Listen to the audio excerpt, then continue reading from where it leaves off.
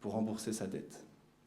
Le serviteur se jeta alors aux pieds du roi et, se prosternant devant lui, supplia « Sois patient envers moi, accorde-moi un délai et je te rembourserai tout. » Pris de pitié pour lui, son maître le renvoya libre après lui avoir remis toute sa dette.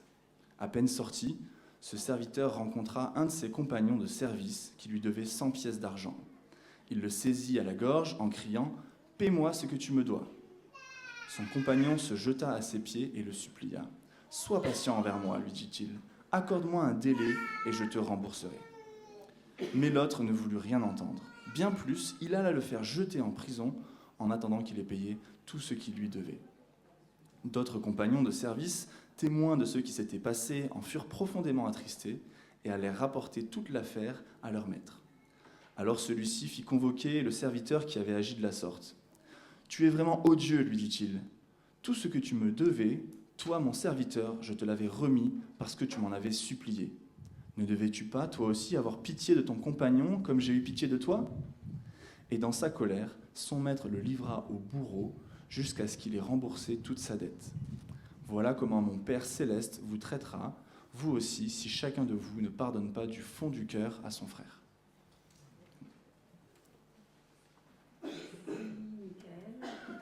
Pour cette longue lecture, je réitère une cordiale et chaleureuse bienvenue à tous ceux qui nous ont rejoints de près ou de loin.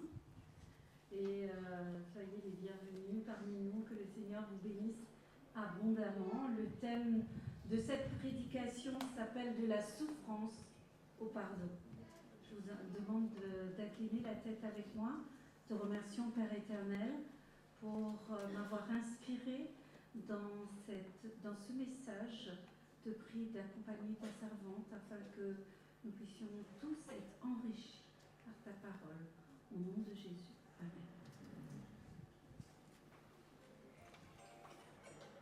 Connaissez-vous cette femme? Peut-être pas, hein? Non? Alors, je vais vous montrer une deuxième photo où elle est dessus. Et avec Michael, nous avons choisi de flouter un peu cette photo et vous allez comprendre pourquoi. Cette photo a été prise il y a 53 ans de cela, en 1972. Et cette photographie va être prise par un photographe au nom de Nick Hutt. Et cette photographie va faire le tour du monde et elle va participer à arrêter une guerre. Maintenant, je vais vous la montrer.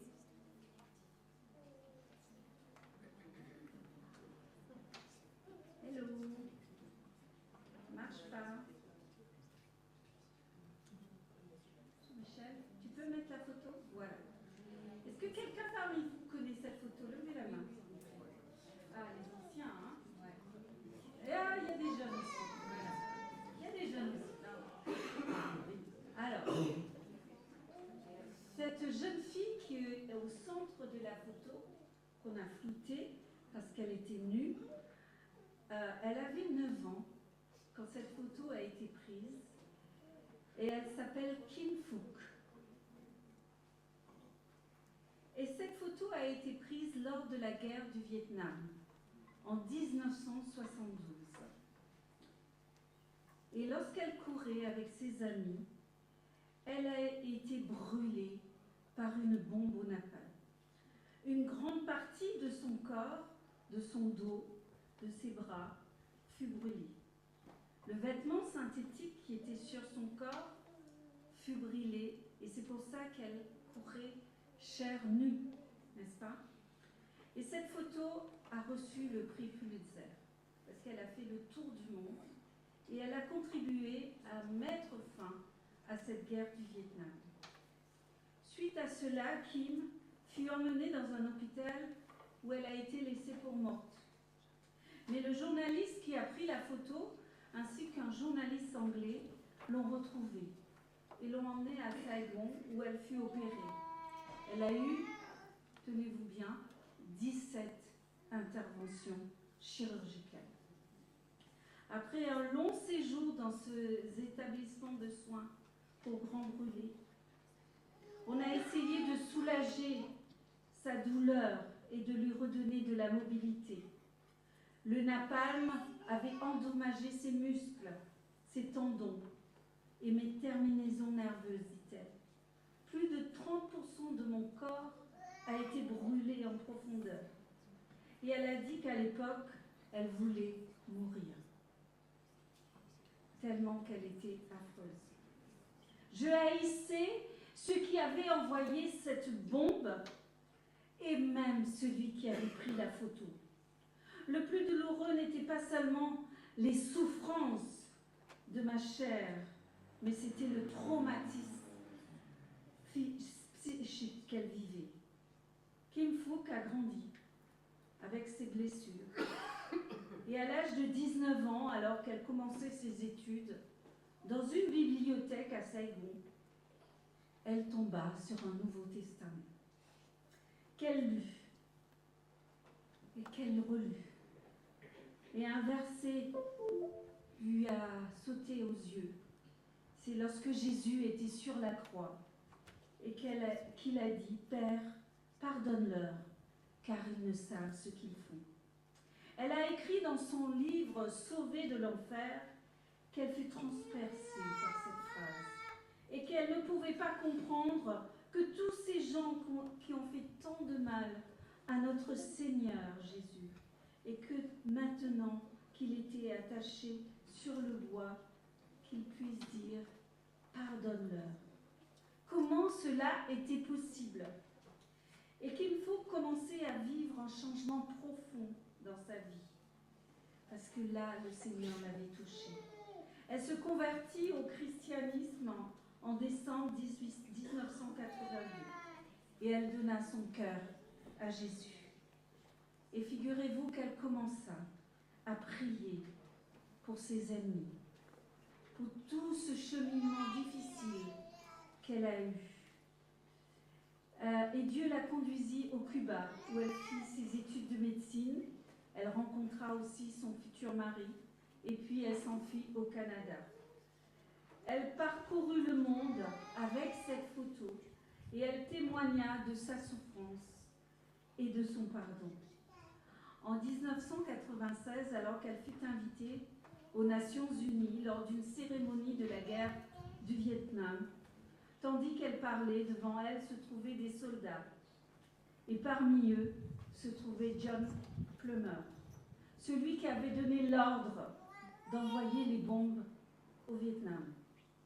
L'officier, qui était devenu un pasteur, va la voir après la cérémonie. À peine il était venu, elle a ouvert ses bras. Et elle lui a dit sans hésiter, « Je vous pardonne. Nous ne pouvons pas changer l'histoire, mais j'ai choisi la paix. Le pardon libère le cœur, sans lui, vous restez la victime toute votre vie. » Quelle parole puissante! Si vous ne pardonnez pas, vous restez la victime à vie. Cette jeune fille, Kim Phuc, était au plus bas et elle a choisi de ne pas rester là lorsqu'elle rencontra Jésus. Elle a choisi de ne pas rester dans la haine, dans la colère, dans la vengeance, dans la rancœur, mais de sortir de ce cheminement pour pardonner. Kim Phuc est aujourd'hui mariée. Elle a eu 2 enfants et elle vit au Canada et elle a créé une organisation pour accueillir des enfants victimes de la guerre. Voici un bel exemple de résilience et de pardon en action. Chers amis, frères et sœurs, je crois que l'amour, l'agapé, comme le pardon, sont les synonymes de la croix. L'amour et le pardon nous parlent de l'évangile éternel. Et nous ne pouvons pas nous dire chrétiens en marche pour le ciel si nous n'avons pas compris que c'est l'amour et le pardon qui est l'enjeu de l'amour divin. J'aurais du mal à pardonner aux autres si je n'ai pas compris pourquoi Dieu m'a pardonné. Le pardon doit faire partie de ma vie en tant qu'enfant de Dieu, comme l'amour. À quoi ça sert, frères et sœurs, de connaître toutes les théories de l'Évangile sur le pardon, si je reste avec une rancune au fond de moi? À quoi ça sert de payer des années de thérapie avec un psychologue, si finalement à l'intérieur de toi, tu restes avec la haine et la rancune contre celui qui t'a fait du mal, contre ton frère ou ta sœur qui t'a blessé, contre celui qui t'a trahi et t'a abandonné pour partir avec quelqu'un d'autre? Alors pourquoi pardonner? Tout simplement, frères et sœurs, parce que Dieu nous l'a demandé. Et si Dieu nous le demande, c'est que cela est possible. Pardonnez-vous réciproquement, comme moi, je vous ai pardonné. Je pardonne, pourquoi? Pour ma libération personnelle. Je ne suis plus victime de cet acte que j'ai dû subir dans ma vie. Lorsque je pardonne, je peux être libre, vraiment. Pourquoi pardonner? Pour ma protection spirituelle. Si Jésus m'a pardonné, c'est pour que je puisse pardonner davantage mon prochain. C'est incroyable de voir à quel point l'Évangile nous parle autant de pardon. Par cette parabole de Matthieu 18, qui nous a été lue par Michael, Jésus va montrer qu'il n'y a pas de distinction à faire entre son pardon et mon pardon. Ce que Jésus voudrait, c'est qu'en tant qu'enfants du Père, nous ne devons pas minimiser le fait qu'il nous appelle à faire cette démarche.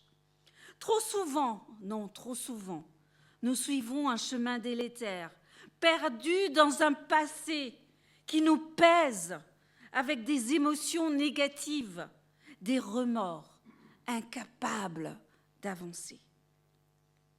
Alors si quelqu'un t'a fait du tort, t'a fait mal, et que c'est douloureux, tu ressens de la haine, de la colère contre ton agresseur, c'est vrai.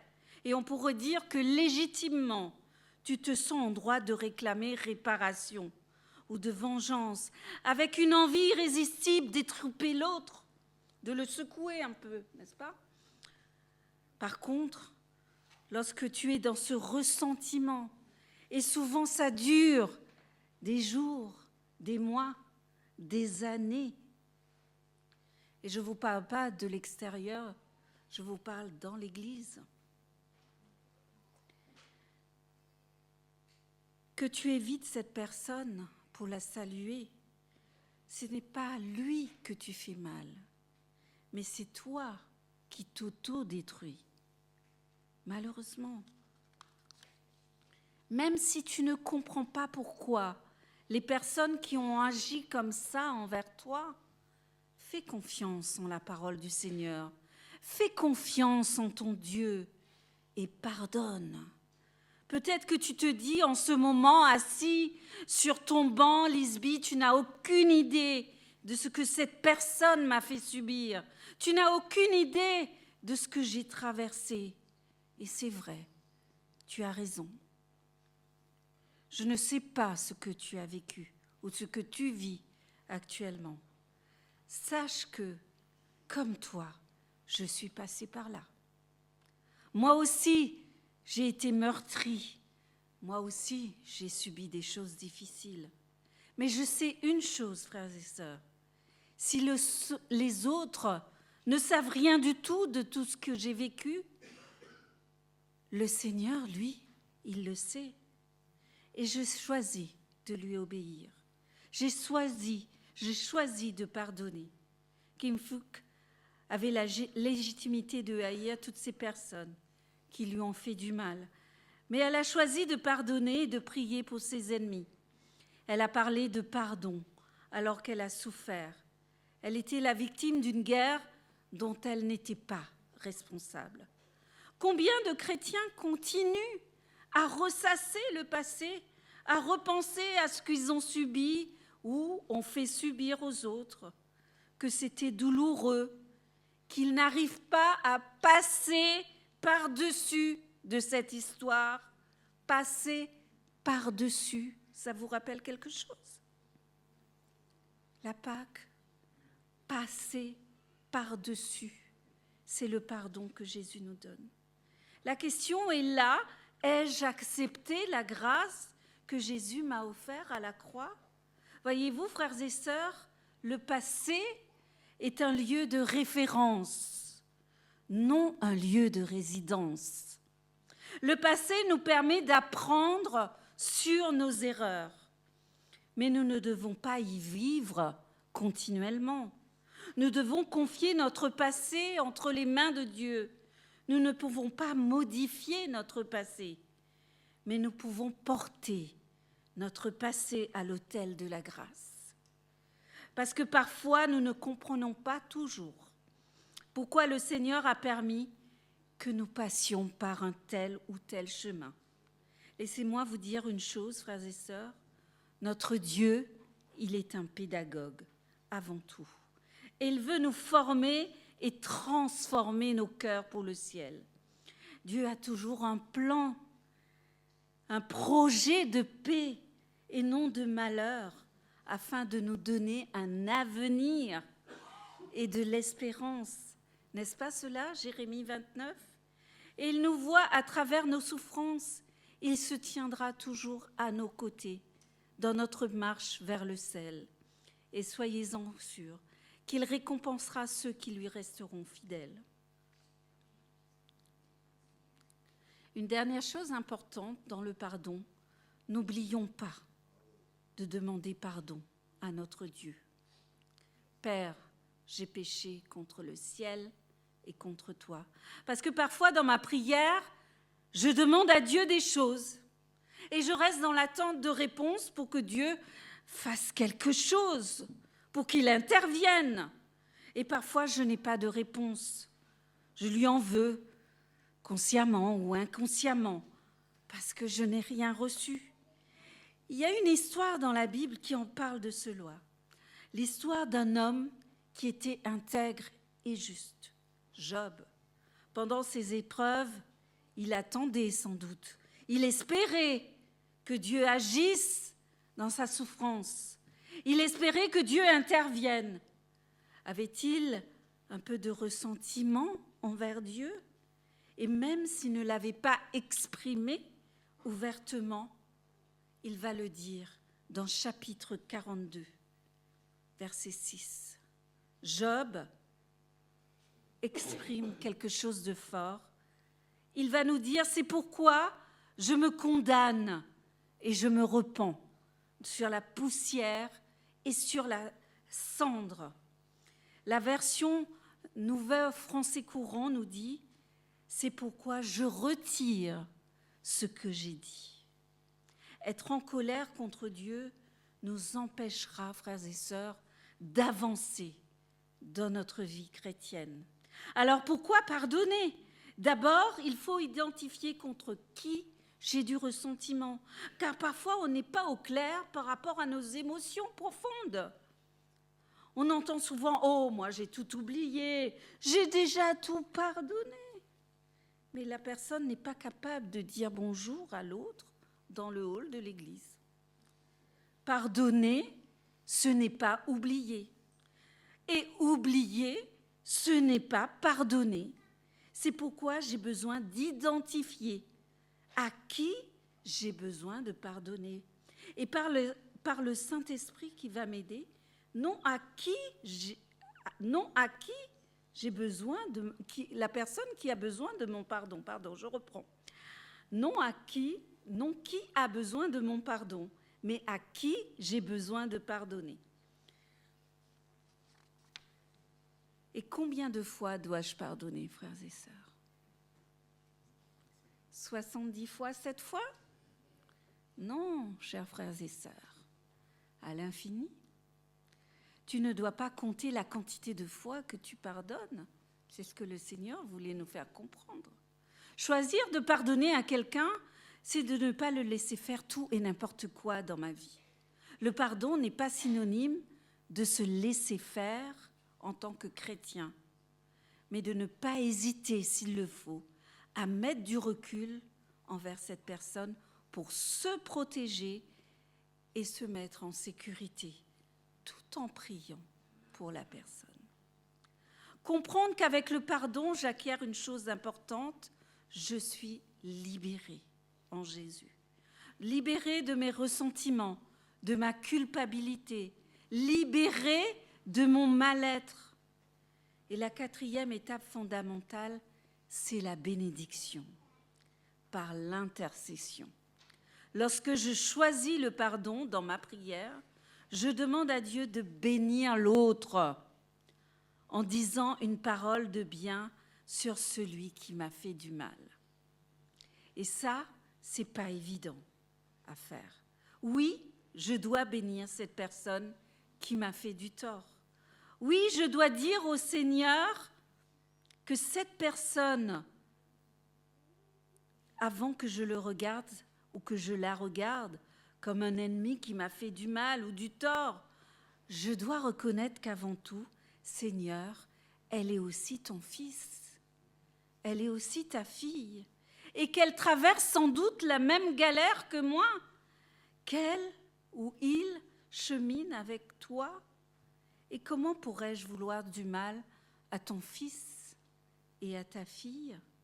Bénis-la, Seigneur, là où elle est, là où il est. Et dans Matthieu 24, verset 12, en parlant à ses disciples de la fin des temps, voilà, la fameuse parabole du serviteur. Dans Matthieu 24, verset 12, j'avance un petit peu, voilà. Jésus nous dit quand l'iniquité du plus grand nombre sera accrue, l'amour du plus grand nombre se refroidira. Et dans ce monde, dans nos foyers, dans nos églises, il y aura à ce moment-là des résistants qui devront résister dans l'amour, dans l'agapé. Les autres d'abord, les autres en premier, les autres au milieu. Il faudra aimer inconditionnellement, aimer et persister à aimer et à pardonner et à croire en la parole de Dieu et occuper la place en résistant aux assauts du mal, résister aux mensonges, résister aux calomnies, résister à la médisance, résister aux faux jugements, sans vengeance, sans colère, sans ressentiment. Nous n'y arriverons pas, frères, à coup de susceptibilité ou à coup de sensibilité. Oh, il m'a fait ceci, mais non, mais pour qui il se prend? Mais je vais lui rendre l'appareil, non mais... Mon frère, ma sœur, non. Résister dans l'amour, c'est dire à Dieu, je veux que cette personne qui m'a fait du tort soit aussi au ciel avec moi. Protège-la et bénis-la. Ne passez pas à attendre toute votre vie que l'autre vienne vous demander pardon. Mais toi, choisis de pardonner. C'est le Christ qui nous invite à dire « Je choisis de te pardonner et je bénis cette personne au nom de Jésus-Christ. » Et vous verrez, frères et sœurs, qu'à partir de ce moment, votre vie va changer radicalement. Luc 6, verset 27 nous dit « Moi, je vous dis, aimez vos ennemis, faites du bien à ceux qui vous haïssent, bénissez ceux qui vous maudissent, priez pour ceux qui vous maltraitent. » Et ce verset s'adresse aussi, pas seulement à l'Église, mais aussi à tous ceux qui nous entourent, que nous côtoyons dans le monde, dans cette ville. Ne nous trompons ni d'armes, ni de combats, frères et sœurs. L'or de l'agapé a triomphé de l'adversaire et de tout son système par un amour qui renonce à soi. Jésus-Christ. Un amour qui est douceur, patience, humilité, anave. Et c'est ça l'évangile éternel. Et dans cette bataille finale, aimer, ça commence maintenant. Est-ce que cette loi mérite de régner dans l'univers, frères et sœurs? Oui. Ne laissez pas passer le temps, car le temps, c'est la victoire du Saint-Esprit. Et ce temps du pardon, aujourd'hui, ne nous emmène pas à nous durcir, frères et sœurs. Aujourd'hui, Jésus t'invite à choisir le bon combat de la foi. Imaginez une église qui se pardonne. Imaginez une église qui se bénit l'un l'autre et qui vit le pardon, pas simplement dans la bouche, mais qui le vit du fond de ses tripes et de son cœur. Non, n'imaginez plus, mais choisissez de le vivre réellement. Amen. Il n'y aura plus alors de conflits, plus de disputes, parce que nous allons vivre ce que Jésus nous a invités à vivre à travers son agapé. Vivre la vie du ciel sur la terre. Et si un jour vous êtes proie à l'injustice, vous êtes proie à l'inacceptable, je vous invite à lire cette prière. Peut-être pouvez-vous faire une photo avec pour vous aider. C'est une prière qui m'a beaucoup aidée.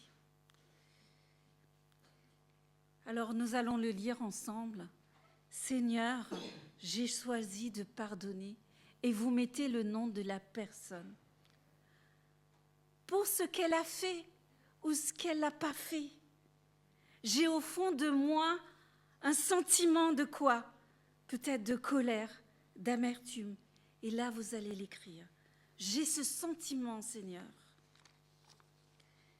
Mais Seigneur, je choisis de ne pas persister dans mon ressentiment. Et je te remercie de me délivrer des liens de l'amertume.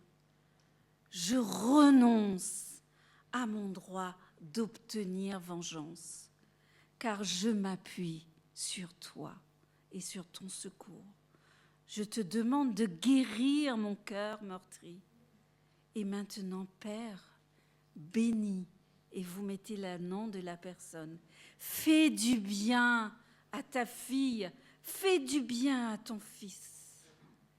Et je te prie au nom de Jésus. Amen.